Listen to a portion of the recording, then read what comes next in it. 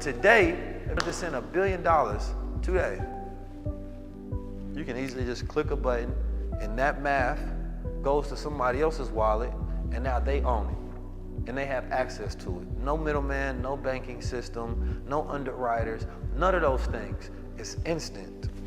There was a story where Lil Uzi wanted to buy a car, couldn't do cash, couldn't do a check, right?